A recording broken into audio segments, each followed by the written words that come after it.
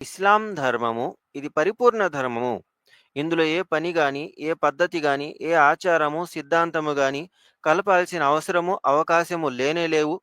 ఏది కూడా తీసివేసే ప్రసక్తే లేదు. అల్లాహ్ సుబ్హానహు వ తఆలా దీనిని ఆమోదించినవాడు. ఇన్నద్దీన ఇందల్లాహిల్ ఇస్లాం. అల్లాహ్ వద్ద ఆమోదయోగ్యమైన ధర్మం అది ఇస్లాం మాత్రమే. అల్లాహ్ సుబ్హానహు వ తఆలా తెలియజేస్తున్నాడు. ومن يبتغ غير الإسلام دينا فلن يقبل منه. ఎవరైతే ఇస్లాం ధర్మం కాకుండా ఇంకేదన్నా ధర్మాన్ని తమ ధర్మంగా భావించిన, ఇంకేదన్నా పద్ధతి సిద్ధాంతాన్ని తమ పద్ధతి లేదా సిద్ధాంతంగా భావించిన, అది రద్దు చేయటం జరుగుతుంది అని ఖురాన్ ద్వారా తెలియచేశారు. మరి ఒక ముస్లింగా ఖురాన్లో ఎంతవరకైతే అనుమతి ఉందో అంతవరకు మాత్రమే మనం అనుసరించాలి. ఎక్కడైతే లేదో, ఎక్కడైతే అనుమతి లేదో దాని నుంచి మనం దూరంగా ఉండాలి. మీలాదున్నబి ప్రస్తుతం మీలాదున్నబి జరుగుతుంది. ఈ మీలాదున్నబి సందర్భంగా ఎంతోమంది ముస్లింలు ఇది మా పండగ, ముహమ్మద్ సల్లల్లాహు అలైహి వసల్లం గారు ఆమోదించినటువంటి పండగ అన్న ఆలోచనలో ఉన్నారు. నిజానికి ఇది ఇస్లామీయ పండగ అయితే కాదు.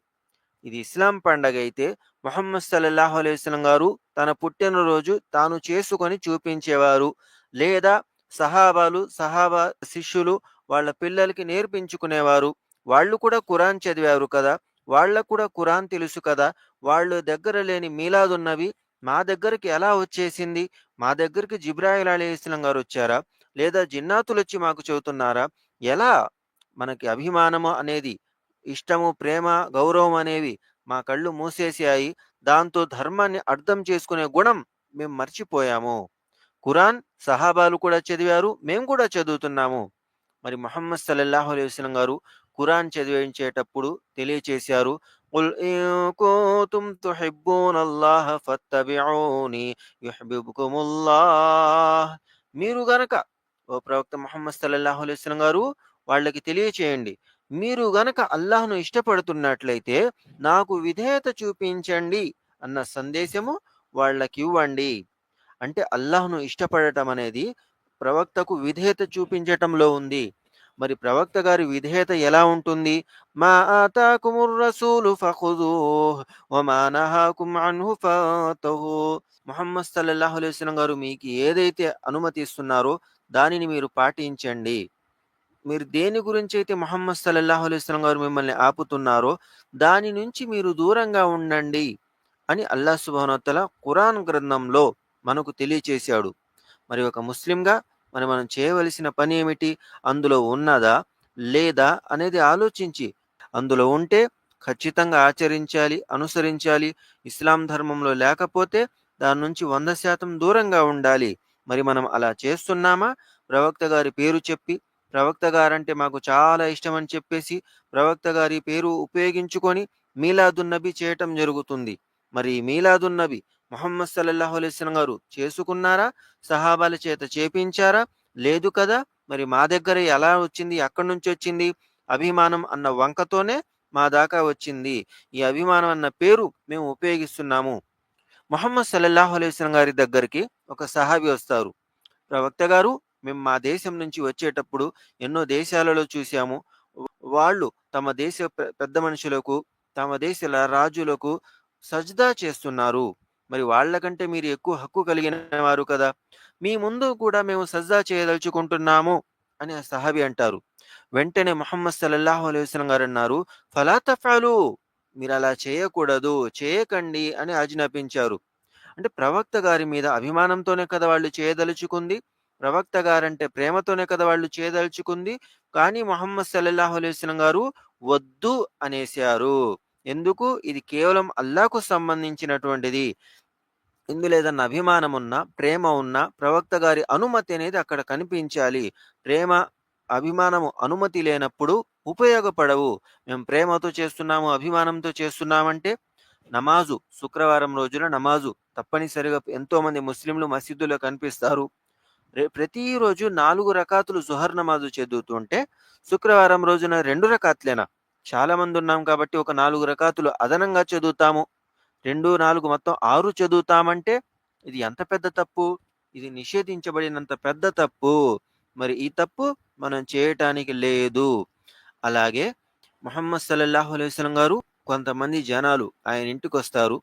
ఆ సమయానికి ఆయన ఇంట్లో లేరు కాబట్టి ఆ జనాలు ముహమ్మద్ సల్లల్లాహు అలైహి వసల్లం గారి గురించి ఆరా తీస్తే ఈయన చాలా మంచివారు, ఎంతో గొప్పవాళ్ళు అని తెలుస్తుంది. మరి ఈయన ఇంత పెద్దవారు కాబట్టి, ఇంత గొప్పవాళ్ళు కాబట్టి అల్లా ఆయనకి ప్రతిసారి ఎక్కువ పుణ్యాలిస్తాడు, ఎక్కువ అవకాశాలిస్తాడు. మరి మేము సాధారణ పౌరులం కాబట్టి మాకు ఆ ఎంతో పుణ్యాలు రావాలంటే ఏం చేయాలి? ఈయన కంటే అదనంగా చేయాలి. మరి అదనంగా అంటే ఏం చేయాలి? ఈయన కంటే ఎక్కువగా నమాజులు చేయాలి. ఈయన కంటే ఎక్కువగా ఉపవాసాలు పాటించాలి.